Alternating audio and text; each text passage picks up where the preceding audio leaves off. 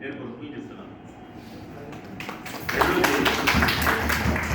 నా తోటి కౌన్సిలర్కి కూడా నాకు ఈ అవకాశం కల్పించినందుకు మీకు కూడా నా అభినందనలు తెలియవచ్చు. ఇంకోటి నిజం చెప్పాలంటే నేను ఈ స్థాయికి రానాకే నా తమ్ముడు వేగుడు పట్టావరం మీద చాలా కష్టపడ్డాడు. అది నిద్రలేని రాత్రులు గడిపాడు.